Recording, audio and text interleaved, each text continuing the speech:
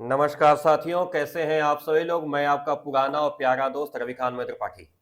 अगर मैं काला दिख रहा हूं तो इसका सीधा सा मतलब है कि ये आपको साफ दिख रहा होगा, और यदि साफ दिख रहा होगा तो आनंद तो आ ही गया होगा।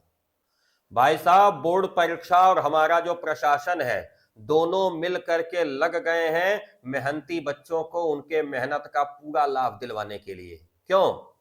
अच्छा, ये समस्या हमारे यूपी बोर्ड के साथ बड़े पुराने समय से आ रही थी कि भाई साहब, लोग जब तक परीक्षा तय नहीं होती थी उसके पहले से लगते थे लोग तय करने कि भैया कौन से स्कूल पे सेंटर जाएगा और किसके फूफा के नाना के भतीजा के चाचा के मौसिया सास के नंदोई वहां पे हैं।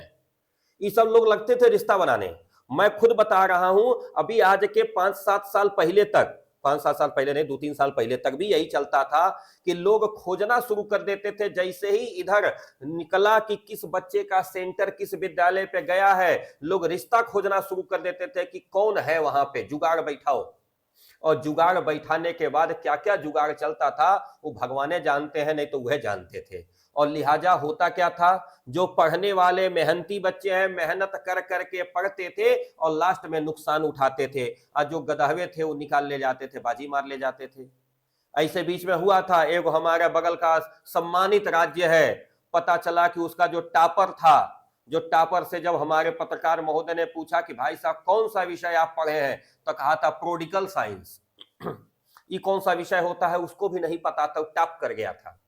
बाद में पता चला कि जिस एजेंट को उसने माल दिया था अपने आप को पास कराने के लिए, वो इतना मेहनत कर दिया था कि भाई साहब टॉप कर गए। इनको भी नहीं बुझाया कि वो एजेंट हमको टॉप करा देगा। अब बेचारे टॉप करके फंस गए, इतना माइक वाले इतना मीडिया वाले पहुंच गए कि बेचारे को जवाब देते देते नहीं बन रहा था।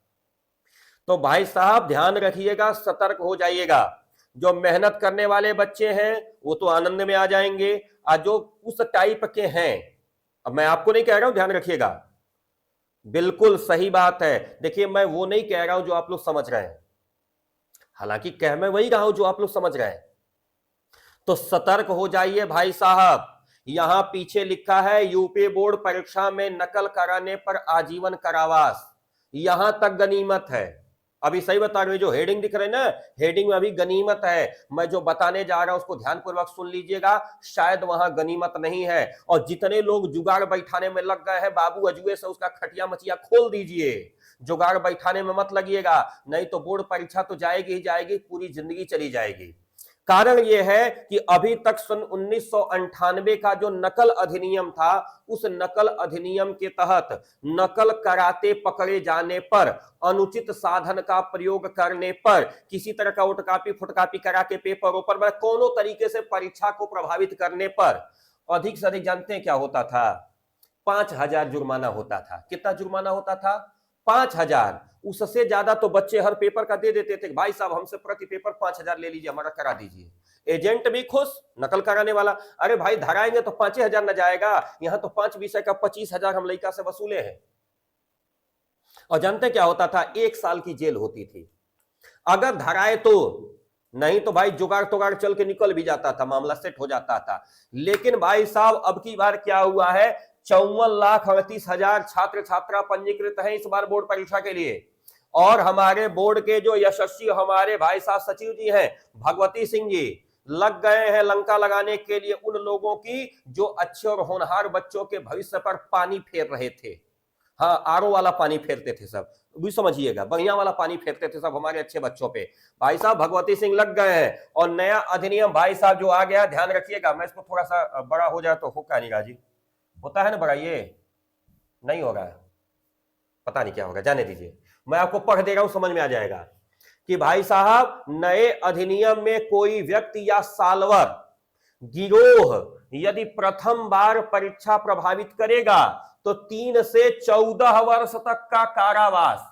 भाई साहब खोल के सुनिएगा, 3 साल मिनिमम, 14 साल मैक्सिमम का जेल, और 10 लाख से लेके 25 लाख रुपए तक का जुर्माना भरना पड़ेगा। भाई साहब अगर धराए तो ध्यान रखिएगा, 3 साल से लेकर 14 साल तक की जेल और 10 लाख से लेकर 25 लाख रुपया तक का जुर्माना। और अगर भाई साहब एक बार धराए तो ठीक, अगर कहीं रिपीट मारने के चक्कर में दूसरका बेर धरा गए तो भाई साहब आजीवन कारावास तो तय है, जुर्माना हुआ गुड़िया 50 लाख।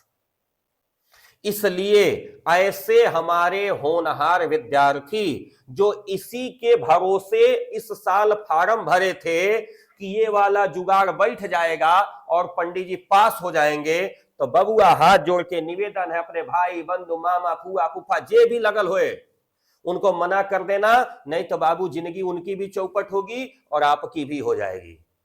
तो एक बार इस पूरे खबर की समरी साफ सीधी एक बात कि बाबू मेहनत करो, ठीक नहीं मेहनत करोगे तो बाबू परीक्षा छोड़ छाड़ के जाओ, खेत उत में काम करो, इसके जुगाड़ में मत पड़ना। इसके जुगाड़ में पड़ोगे तो बाबू हम तो डूबेंगे सनम, तुमको भी ले डूबेंगे। ये बुझा जाएगा, जितना जल्दी खपड़ोई में घुस जाए समझ जाना, न घुसे तो राम राम भैया। हमारी तरफ से आप सभी को अग्रिम शुभकामनाएं इसके लिए। तो बाबू फिर ध्यान रखिएगा, अभी तक 1998 वाला रूल चल रहा था, लेकिन इस 1998 रूल में था 5,000 रुपया जुर्माना, 1 साल की जेल। लेकिन भाई साहब योगी बाबा फुल फार्म में बुलडोजर लेके तैयार है। कुंभ मेला के बाद सब बुलडोजर खाली हो जाएंगे सब, ये भी आपको पता है। और ध्यान रखिएगा इधर 29 जनवरी को जो है मौनी अमावस्या के बाद कुंभ मेला हल्का होने लगेगा। 24 फरवरी से पेपर चालू है, यानी बाबा जी एकदम खाली रहेंगे एकदम व्यवस्था बनाने के लिए। तो आप लोग भी अपनी व्यवस्था टाइट रखिएगा, नहीं तो 3 साल से लेकर 14 साल तक जेल और 10 लाख से लेकर 25 लाख रुपया तक जहां सेट हो जाए वहीं पे जुर्माना। और यदि रिपीटिशन दोबारा मार दिए माने दोबारा धरा गए तो भाई साहब आजीवन कारावास और 50 लाख रुपए का जुर्माना। तो भाई साहब जितने लोग इस जुगाड़ में लगे हैं उनसे मेरा हाथ जोड़ के प्रार्थना है, होनहार बच्चे, मेहनती बच्चे जो मन लगा के साल भर परीक्षा की तैयारी करते हैं, उनके भविष्य के साथ खिलवाड़ करना बंद कर दीजिए। और यदि आप जुगाड़ में लगे हैं तो भाई साहब सतर्क हो जाइए, क्योंकि दोषी और अपराधी बख्शे नहीं जाएंगे। ये इस सरकार की पहली निष्ठा है। तो मैं बड़े आनंद के साथ और बड़े विश्वास के साथ आप सभी को यह बताना चाहूंगा, सौजन्य से दैनिक जागरण यह खबर मुझे मिली है और मैं आपको दे रहा हूं, प्रयागराज के संस्करण से खबर मुझे हाथ लगी है। तो मैं तो दैनिक जागरण को भी बहुत बहुत धन्यवाद देता हूं और आप सभी को भी धन्यवाद के साथ बधाई देता हूं कि बेटा मेहनत करिए, सरकार आपके साथ खड़ी है, आपका बाल बांका होने वाला नहीं है।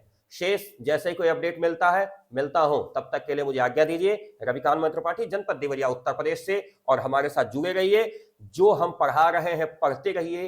क्यों? क्योंकि हाफ ईयरली और प्री बोर्ड के पेपर्स आपको यह महसूस करा चुके होंगे कि जो रविकांत सर कहते हैं वो आता है। अगर अभी भी किसी को मंगानी है तो रविकांत सर की नोट्स अभी हमारे पास अवेलेबल है। 15 तारीख तक आप ऑर्डर कर सकते हैं। 15 तारीख तक अगर आप ऑर्डर करते हैं तो यह किताब आपको भेज दी जाएगी। इसी किताब में से आपका लगेगा मैक्सिमम, ऐसी संभावना है। किताब कहां मिलेगी? नीचे यानी गूगल प्ले स्टोर से रविकांत मैत्र त्रिपाठी का ऐप डाउनलोड करके इस किताब को ऑनलाइन कर सकते हैं। किताब बाय पोस्ट आपके दरवाजे तक पहुंचा दी जाएगी। तो जुड़े रहिए, मिलते रहिए, जुलते रहिए। जैसे ही कोई नया अपडेट आएगा लेकर के मैं आपके साथ आता हूं। और जो मैं करिया दिख रहा हूं उसके लिए मुझे क्षमा करिएगा, क्योंकि ये पीछे वाले को गोरहर दिखाना था इसलिए मैं करिया दिख गया।